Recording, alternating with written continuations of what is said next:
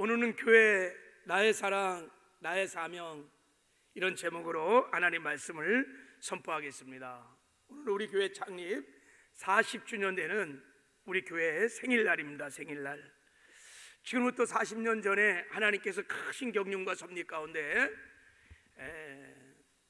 우리 목사님과 사모님 지명하여 부르시고 서울 순복음교회를 창립시켜 주셨습니다. 그리고 교회를 세우시고 교회를 통해서 우리에게 정말 측량할 수 없는 은혜, 많은 축복을 우리에게 주셨습니다. 교회는 정말 생각하면 생각수록 우리의 축복의 전당이었습니다. 아멘이시죠? 우리가 교회에 나와서 어마어마한 복을 받았어요. 교회 와서 복음 듣고요, 내가 죄인임을 깨닫고 나사렛 예수가 그리스도시며 하나님의 아들인 것을 깨닫고 그 예수를 영접해서 구원받았습니다. 영생 얻었습니다. 하나님의 자녀 되었습니다. 천국을 기업으로 얻었습니다. 주일마다 예배할 때마다 예배 중에 임재하신 하나님의 영광을 보았습니다. 하나님을 만났습니다. 하나님 말씀을 받고 은혜를 받고 우리의 영혼이 이렇게 성장도 하였습니다. 기도할 때마다 하나님이 우리의 기도를 들으시고 기도응답의 기쁨의 충만함도 우리에게 주셨습니다. 교회를 통해서 슬플 때 위로해 주시고 넘어지고 힘들 때마다 일으켜 주시고 교회를 통해서 우리가 살아갈 이유도 알았고 삶의 목적도 깨달았습니다. 교회를 통해서 내 심령이 복을 받고 우리 자녀가 복을 받고 우리 생업과 사업장이 큰 복을 받았습니다. 지금도 하나님이 교회를 통해서 우리의 구원을 이루어가고 계시고 마침내 필경은 우리를 교회를 통해서 천국으로 인도해 가실 줄을 믿습니다. 아무리 생각해봐도 교회는 우리의 축복의 전당이었고 교회를 통해서 우리에게 어마어마한 축복을 주셨어요.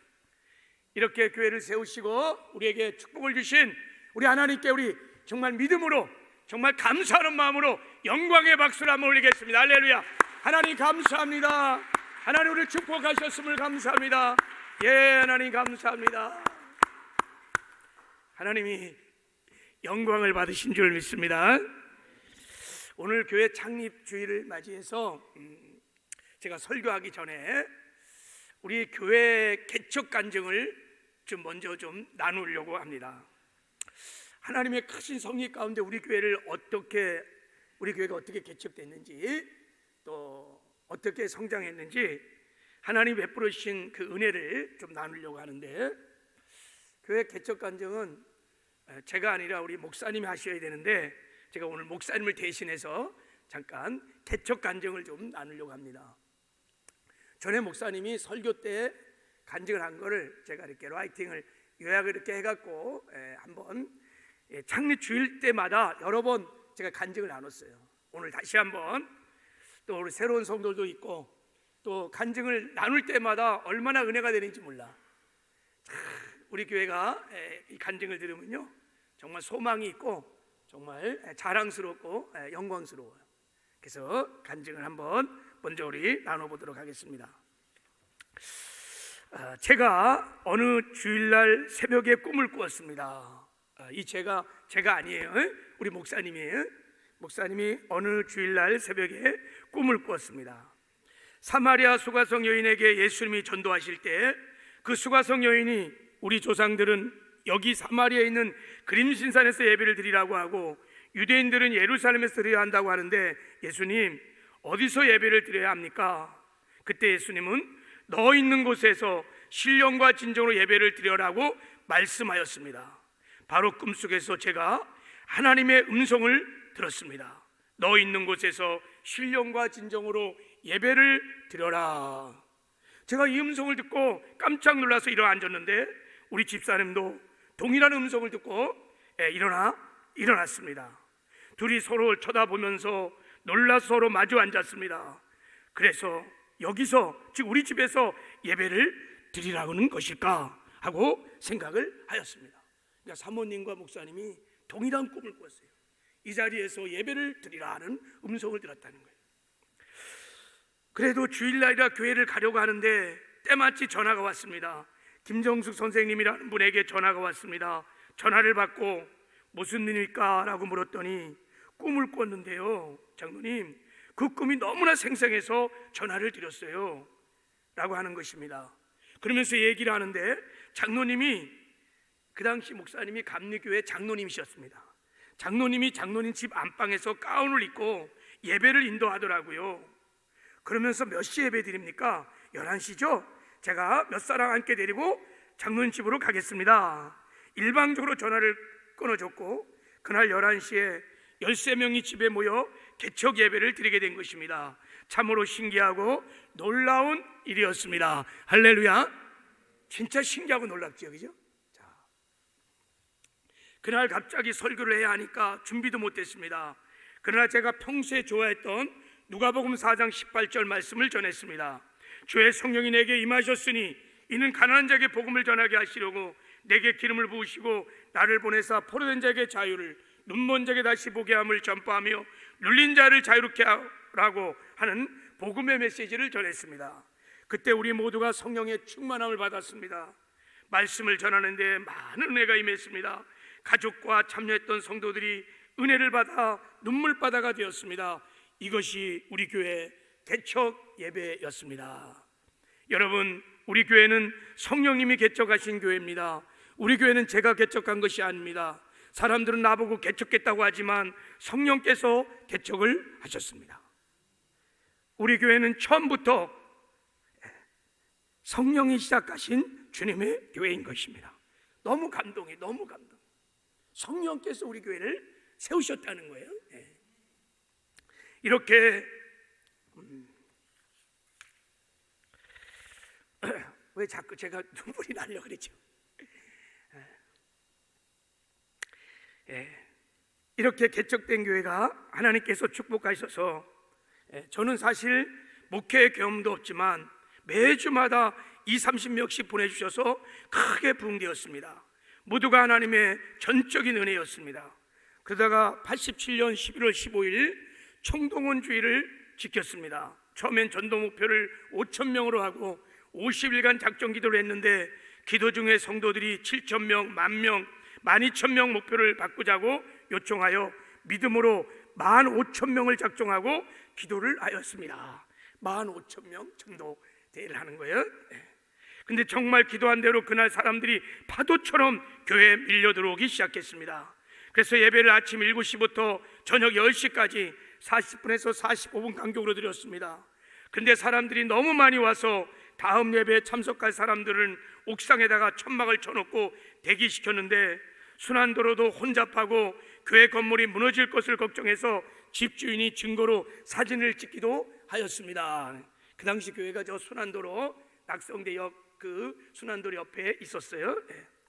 저녁 때쯤이 되자 주보도 떨어지고 선물도 떨어져서 우리 집사님들이 그 근처 숲별을 다 다니면서 선물을 사다가 주기도 했습니다. 안내하시던 집사님들은 힐을 신고 안내를 하다 보니 발가락에 멍도 들었고, 그래도 너무 많이 웃어서 안면이 굳었습니다. 그렇게 즐거웠던가 봐요. 그날 많은 성도들이 너무 흥분되고 기뻐서 밤새 잠을 이루지 못했습니다. 저도 밤새도록 잠을 한 잠도 이루지 못했습니다. 그때 당시에 이 근처의 주민들은 거의 다 우리 교회 왔다 갔을 것입니다. 교회 안 나가는 사람들도 우리 교회를 와봤다고 했습니다. 그날 정말 하나님의 영광이 우리 교회에 임하였습니다. 하나님께서 역사하신 것을 우리 모두가 하나님의 영광을 보았습니다. 참으로 우리 교회 부흥은 하나님의 전적인 은혜로 하나님의 놀라운 기적으로 일어났습니다. 여러분, 우리 교회는 이렇게 하나님의 은혜와 놀라운 기적으로 세워진 주님의 교회입니다. 그리고 교회가 계속 부흥되어 건물이 작아서 수용할 수 없어서 구입해 놓은 땅에다가 교회를 지으려고 했습니다.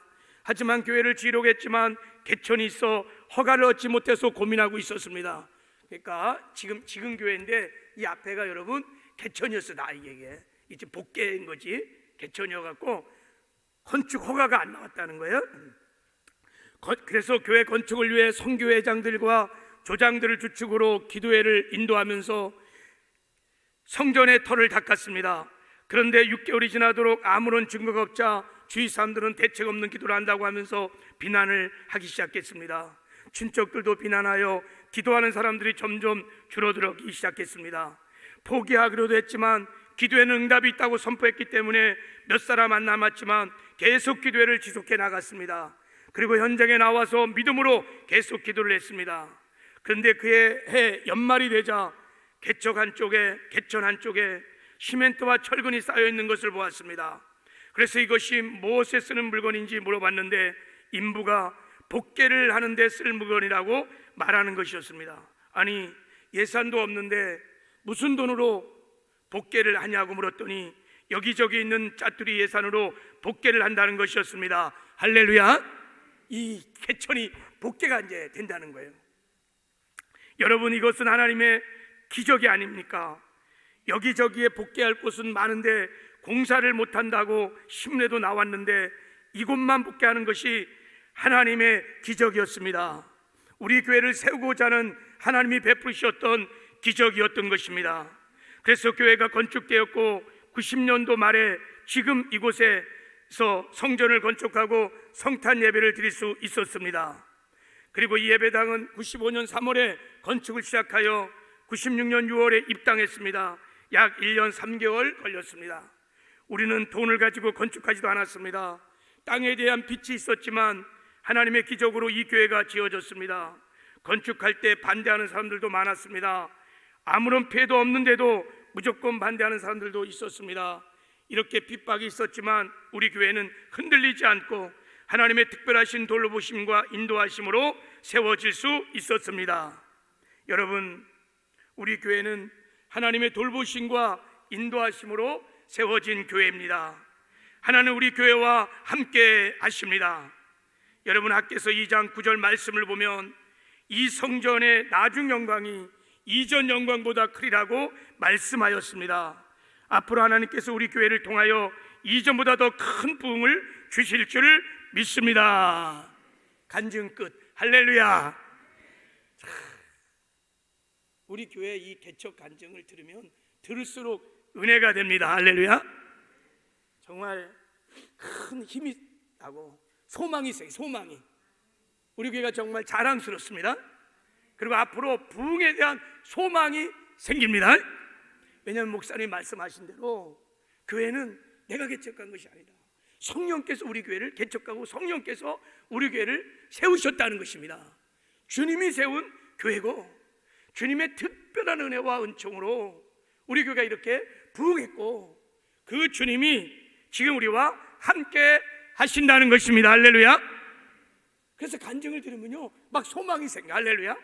그래, 우리 교회는 주님이 세우신 교회이십니다. 주님이 교회 머리시고 주님이 우리 교회와 함께 하십니다. 바라기는 우리 교회가 하나님이 기뻐하신 초대교회적인 건강한 교회로 계속 성장하고 부흥하기를 소망합니다. 여러분도 그렇게 기대하고 소망하십니까? 할렐루야. 저는 믿기를 우리는 두날교를 가지고 비상하는 초대교회적인 건강한 교회가 되어서 마지막 때 대추수를 하여 다시 오실 예수 그리스도를 준비하는 교회로 하나님이 우리 교회를 부르신 줄을 믿습니다. 이것이 우리 교회를 향하신 하나님의 비전이요 하나님의 꿈이요 하나님의 열방인 줄 믿습니다. 그래서 우리 교회 이것이 사명인 거예요. 두날교로 비상하는 초대교회적인 건강한 교회가 되어서 21세기 대추수운동을 하여 다시 오실 예수 그리스도를 예배하는 교회입니다. 우리 창립 40주년을 맞이해서 사랑하는 모든 성도들이 이 교회의 사명이 우리의 사명이 되는, 그래서 우리가 사명자의 삶을 살아가는 은혜가 있기를 주님의 이름으로 축복합니다. 그래서 오늘 교회와 성도를 향하신 하나님의 부르심, 이 사명에 대한 설교를 잠깐 좀 나누려고 합니다. 우리 말씀을 잘 듣고 나를 향한, 우리 교회를 향하신 하나님의 부르심의 소망, 이 사명을 깨닫고 사명자로 살아가는 은혜가 있기를 주님의 이름으로 다시 한번 축복합니다. 초대교회 1세기 이레네우스라는 초대교부가 이 세상에는 무엇을 중심으로 하여 산이나 따라서 사람을 나눠보면 네 종류의 사람으로 나눠볼 수 있다고 그랬습니다. 첫째는 자기 이익을 중심으로 사는 사람이 있고, 둘째는 자기 편리를 중심으로 사는 사람이 있고, 셋째는 쾌락을 중심으로 사는 사람이 있고, 넷째는 사명을 중심으로 살아가는 사람이 있다는 거예요. 그런데 여기 사명을 따라 사는 사람들은 가장 가치 있고 의미 있는 삶을 산다는 것입니다. 여러분은 지금 무엇을 따라서, 무엇을 중심으로 살아가고 있는 것 같습니까? 세상의 많은 사람들은 자기의 이익을 따라, 편리를 따라, 쾌락을 따라 살아가죠. 우리 예수를 믿는 그리스도인들은 사명을 중심으로 사는 사람이 되어야 될 줄을 믿습니다. 사명에 살고 사명에 죽는 사명자의 삶을 사는 것이 우리 그리스도인들의 정상적인 삶인 줄을 믿습니다. 사명자의 삶, 사명자의 삶. 사명자의 삶은 뭘까? 이 사명이라고 말할 때 이 사명이 심부름할 사자입니다, 여러분. 그리고 명자가 목숨 명자입니다. 목숨 명자. 그러니까 사명자는 나를 부르신 심부름에 목숨을 거는 자예요. 목숨을 거는 자. 그래서 그리스도인들에게 사명자의 삶이라는 것은 하나님이 나를 부르신 그 심부름, 하나님이 나에게 주신 사명에 목숨을 거는 것을 말하는 거예요.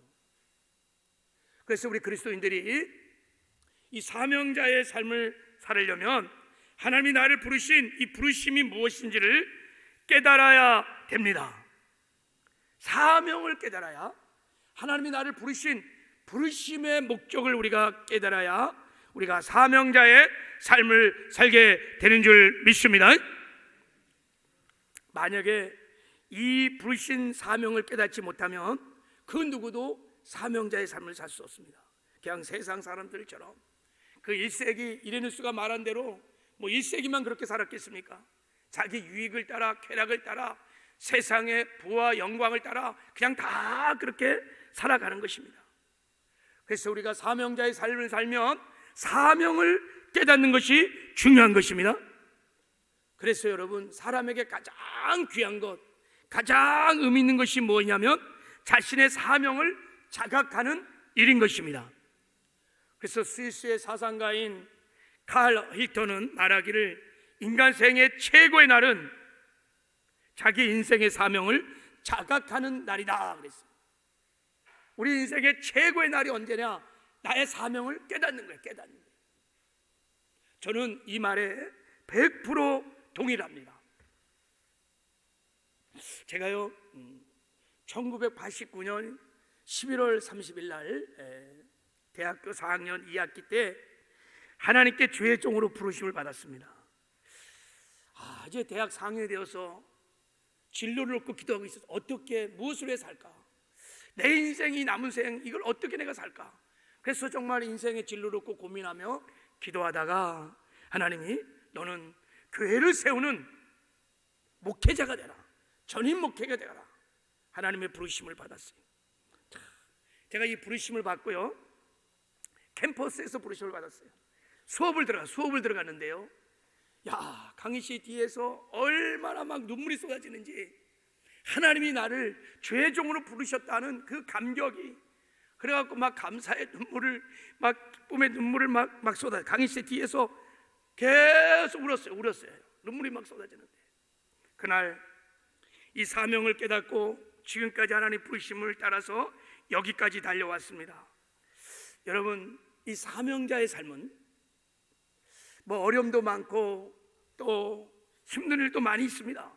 그러나 한 가지 분명한 것은 정말 진정한 만족, 진정한 삶의 안정, 행복이 있습니다. 왜냐하면 하나님께서 우리가 사명의 길을 걸으면 늘 함께 하시기 때문인 것입니다. 하나님이 나와 함께 하신다는 그 믿음에서 나오는 말할 수 없는 영혼의 마음의 만족감이 있어요. 안정감이 있어요. 두렵지가 않아요. 그리고 어떻게 설명할 수 없는 정말 행복이 있습니다. 이게 사명자의 삶을 살아가는 자들의 축복인 것입니다. 그러므로 여러분, 사명은요, 빨리 깨달으면 깨달을수록 좋은 것입니다. 그래야 사명의 길을 걸을 수 있습니다. 나를 부르신 목적을 깨닫고 하나님이 정하신 의의 길을 걸을 수 있습니다. 그 길은 주님과 동행하는 길입니다. 그래서 진정한 삶의 만족과 안정과 행복을 누리며 살게 되는 것입니다. 제가 보기에는 여러분, 이 사명을 깨닫지 않고는, 내가 부르심의 소망을 깨닫지 않고는, 의의 길을 걷지 않고는 우리가 예수를 믿는다 할지라도 진정한 삶의 만족, 안정, 기쁨, 행복은 잘 못 느끼는 것 같아요. 의의 길을 걸을 때 그 말할 수 없는 이런 정말 예수님 때문에 주 안에서 정말 행복한 삶을 살게 되는 것 같습니다. 그래서 여러분, 우리가 예수를 믿은 이후에 나를 부르신 하나님의 사명을 깨닫는 것이 중요한 줄 믿습니다. 근데 안타깝게도 많은 사람들이 자기의 사명을 잘 몰라요. 그리고 별로 관심도 별로 없는 것 같아요. 그래서 자기 사명을 발견하지 못하고 그냥 물 흐르는 대로 구름 흐르는 대로 그냥 세상의 저세조를 따라서 그냥 사는 사람들이 너무 많이 있습니다. 그런데요, 인생을 마무리 짓고 이제 죽음 앞에 서면 이것이 얼마나 중요한 것을 깨닫게 됩니다. 반드시 우리의 인생을 마지막 결산한 그날 죽음 앞에 서면 이 사명을 깨닫고 사명을 따라 사는 것이 얼마나 중요했다는 것을 알게 됩니다. 김대조 목사님이 쓴 일어서고 싶다라는 책에 이런 글이 실려 있습니다. 얼마 전 프랑스에 사는 한 형제와 통화를 하는데 참으로 가슴 아프면서도 도전이 되었다. 30살인 그는 혈액암에 걸려 5개월 시한부 선고를 받았다. 그는 트위터에 그때 자신의 심경을 올렸다. 참기 힘든 육체적 고통이 몰려와 구토하는 지경에도 정신이 들어오면 손가락에 온 힘을 쏟아 트위터에 이런 글을 남겼다. 자, 이제 5개월 시한부 선고를 받은 자가 쓴 글입니다. 제가 한번 읽어드릴게요. 마지막 순간까지 흙으로 돌아갈 육신을 위해 이제 기도하지 않으리라. 다만 내 영혼이 은혜를 입어 이 땅에서 주를 위한 남은 사명이 있는지를 깊이 여쭈어 보고 싶다. 세상에 속한 것이 헛되다는 증거는 삶과 죽음의 갈림길에 서니 알 수 있다. 주님 앞에 돈과 명예와 인기와 쾌락이 무슨 의미가 있는가? 그리고 정치도 경제도 스포츠도 연애사도 모두 딴 세상 이야기가 된다. 오직 모든 관심의 초점은 지금 내가 주님께 속했는가? 그리고 내 인생의 주인이신 주님을 만날 준비가 되어 있는가에 있다. 죽음 앞에 서보니 정말 중요한 것을 두 가지 깨달았다는 거예요. 지금 내가 구원을 받았는가? 나는 주님께 속한 자인가? 나는 영원한 세계를 들어갈 수 있는 자인가? 또 하나는 나는 주님이 맡기신 사명을 잘 감당하는 사명자의 삶을 살았는가요? 나는 사명자의 삶을 살았는가? 이제 죽음을 이기고 천국에 들어가면 주님 앞에 설 것인데, 우리 인생의 주님 앞에 섰을 텐데 주님께서 그날에 물을 것입니다. 너는 무엇을 하다가 왔느냐? 내가 맡겨진 사명을 너는 감당하고 왔느냐? 라고 하는 주인의 여러분 인생 결산이 있을 것입니다. 그때 사명을 따라 사는 자들에게 하나님께서 칭찬과 상급과 면류관이 주어질 것입니다. 그렇지 않았다면 마태복음 25장을 보면 책망을 받는, 부끄러운 구원을 받는 자들도 있을 것입니다. 여러분, 사도 바울은요, 자기의 인생을 다 마치고 죽음이 가까웠을 때 이런 고백을 했습니다. 나의 떠날 시각이 가까웠도다. 나는 선한 싸움을 싸우고 나의 달려갈 길을 마치고 믿음을 지켰으니 이제후로는 나를 위하여 의의 면류관이 예비되었으므로 주 곧 의로우신 재판장이 그날에 내게 주실 것이니라. 야, 인생을 마지막 다 정리하고 죽음 앞에서 환한 미소를 지으면서 이런 고백을 드렸어요. 얼마나 여러분 아름다운 고백, 위대한 고백입니까? 내가 선한 싸움을 싸고 달려갈 길을 다 마치고 이제후로는 의의 재판장이신 하나님께서 나에게 의의 면류관을, 생명의 면류관을 주실 것이라고 하는 위대한 고백을 했어요. 이것은 이 세상에서 사명을 다 감당하고 죽음 앞에서도 미소를 지을 수 있는 사명자들의 고백인 것입니다. 바라기는 우리 사도 바울의 이 신앙의 위대한 고백이 저와 여러분의 고백이 되기를 주님의 이름으로 축복합니다. 그러면 이 땅에 사는 동안에 여러분 반드시 나를 부르신 사명을 깨닫고 사명을 따라 살기 시작하면 우리도 사도 바울처럼 죽음 앞에서 이런 고백을 드리게 될 줄을 믿습니다. 여러분 이 땅에 사는 동안에 사명자의 삶으로 사시기를 주님의 이름으로 축복합니다. 그러면 여러분이 아멘 하셨으니 성도가 이 세상에서 평생 목숨을 바쳐서 평생 붙들고 살아야 가장 중요한 사명이 무엇일까? 내가 목숨을 바쳐서 헌신을 해도 아깝지 않은 하나님의 부르심, 미션이 무엇일까? 여러분 한번 생각해 보셨나요? 오늘 본문에는 하나님이 구원받은 이후에 하나님이 주시는 성도에게 주시는 최고 위대한 미션 사명이 나옵니다. 12절에 나와 있습니다. 12절에 이는 성도를 온전케 하여 봉사일을 하게 하며 그리스도의 몸을 세우려 하심이니라. 그리스도의 몸을 세우는 것, 영광스러운 주님의 몸인 교회를 세우는 것, 이것이 하나님이 모든 성도에게 주시는 가장 위대한 사명인 것입니다. 하나님께서 영적인 지도자 목사를 세우신 이유가 무엇이냐? 성도들로 하여금 이 사명을 깨닫게 하고 이 사명을 따라 살게 하라는 것입니다. 할렐루야. 이 말씀을 여러분 주밀하게 보면 하나님이 구원한 이후에 내가 주님의 몸인 교회가 된 이후에 두 가지 미션을 주셨어요. 첫째는 저를 온전하게 하여 온전하게 하는 거예요. 온전한다는 것은 예수 그리스도를 닮은 제자가 되는 것을 말합니다. 하나님 우리가 그리스도의 장수한 분량까지 성장하기를 원하십니다. 그래서 이 땅에 사는 동안에 늘 예수의 영광을 드러내고 나타나며 예수의 향기가 되는 작은 예수의 삶을 살기를 원합니다. 저와 여러분을 보면서 많은 사람들이 야 당신을 보니 정말 예수를 보는 것 같습니다, 이런 칭찬을 받기를 원합니다. 이것이 우리에게 주시는 하나님의 첫 번째 미션입니다. 주님을 닮아가는 거예요. 주님의 제자가 되는 것입니다. 할렐루야. 두 번째, 이렇게 주님의 제자가 되어서 그리스도의 몸을 세우는 것입니다. 교회를 세우는 것입니다. 이것이 성도의 위대한 미션 사명인 것입니다. 교회를 세우는 것이 성도의 위대한 사명인 것은, 그것은 여러분, 교회를 세운다는 것은 주님께서 마지막에 우리에게 유언과 같은 마지막 명령, 지상명령을 내렸습니다. 그 지상명령을 성취해가는 것이기 때문에 그렇습니다. 지상명령이 무엇입니까? 주님이 말씀하셨어요. 내가 하늘과 땅의 모든 권세를 가졌으니 너희는 가서 모든 족속으로 제자를 삼아 아버지 아들과 성령의 이름으로 세례를 주고 내가 분부한 모든 것을 가르쳐 지키게 하라. 볼지어다 내가 세상 끝날까지 너희와 항상 함께 있으리라. 지상명령입니다. 지상명령은 한마디로 말하면 죽은 영혼 살려서 살린 영혼들 잘 양육하여 주님의 제자로 삼으라는 것입니다. 그것이 곧 하나님 나라를 건설하는 것이요, 그것이 곧 주님의 몸인 교회를 세우는 것인 것입니다.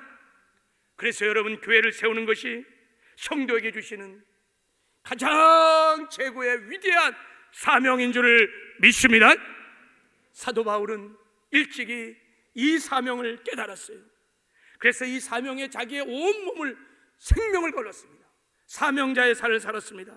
그는 고백했습니다. 내가 달려갈 길과 주 예수께 받은 사명 곧 하나님의 은혜의 복음을 증언하는 일을 마치려 하면은 나의 생명조차 조금도 귀한 것으로 여기지 않으리라. 영혼을 살려 그들을 양육하고 그들을 제자로 삼아 하나님 나라를 건설하는 일에, 주님의 몸된 교회를 세우는 일에 그는 자기의 모든 생애를 다 쏟아부었습니다. 사명자의 삶을 살았습니다. 그리고 사명의 길을 다 마치고 죽음 앞에서 고백할 수 있었습니다. 하나님, 나는 선한 싸움을 싸우고 달려갈 길을 다 달려왔습니다. 이제 의로운 재판장께서 저에게 의의 면류관을, 생명의 면류관을 주실 줄을 믿습니다. 죽음 앞에서 환한 미소를 지으며 정말 멋있는 일생결산을 할 수 있었던 것입니다.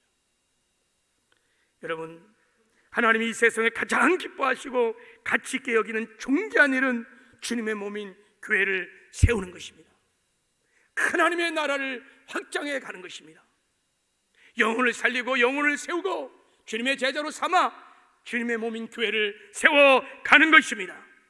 이것이 모든 성도에게 하나님이 주시는 가장 영광스럽고 중귀한 미션 사명인 줄을 믿습니다. 여러분, 하나님의 뜻은 이 세상에 교회를 세우는 것입니다.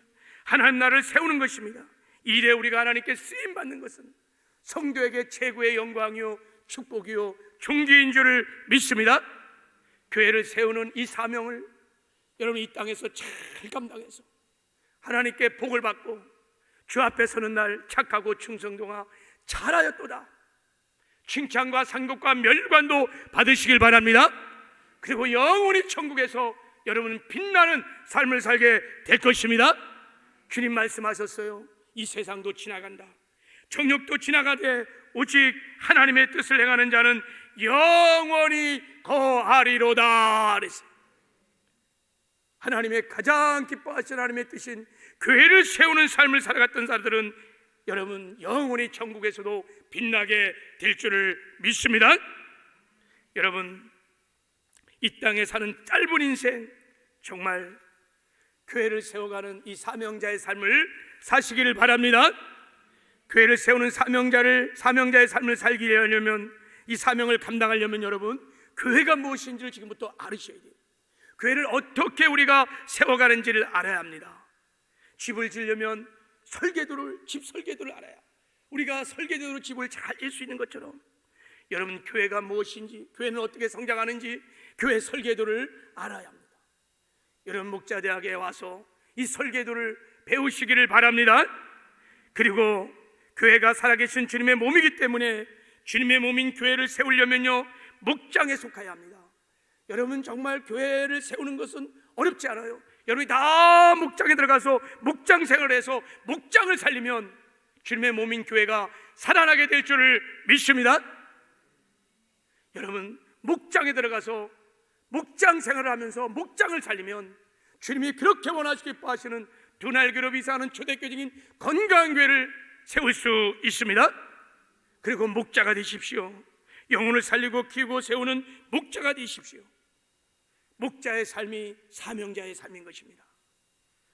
목자로서 훈련을 잘 받고 목자의 삶을 살아서 이 땅에서 교회를 세워가는 영광스러운 삶을 사시기를 주님의 이름으로 축복합니다. 말씀을 맺겠습니다. 이 세상에 주님의 몸인 교회를 세우는 것이 하나님이 가장 기뻐하시고 가치 있게 여기는 존귀한 일인 것을 여러분 오늘 깨닫고 믿어지는 은혜가 있기를 바랍니다. 하나님 우리 교회를 두날교로 이사하는 초대교진 건강한 교회로 새롭게 재건해 주시기를 원하십니다. 이제 주님의 몸인 교회를 세우라고 우리는 다 부르심을 받은 사명자입니다. 이 부르심에 우리가 믿음으로 응답하여 주님의 교회를 세워가는 사명자의 삶을 살아가는 저와 여러분 되기를 주님의 이름으로 축복합니다. 하나님 아버지 감사합니다.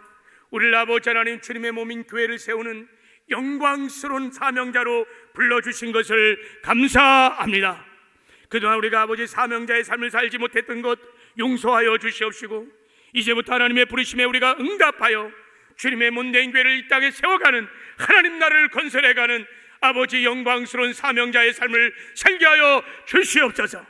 이 사명을 잘 감당하여 이 땅에서도 주님과 동행하며 복을 받게 하여 주시옵시고 언젠가 주님 앞에 섰을 텐데 착하고 충성도가 잘하였도다 칭찬과 상급과 멸류관을 받는 영광들이 축복들이 승리들이 있게 하여 주시옵소서. 예수님의 이름으로 축복하며 기도했습니다.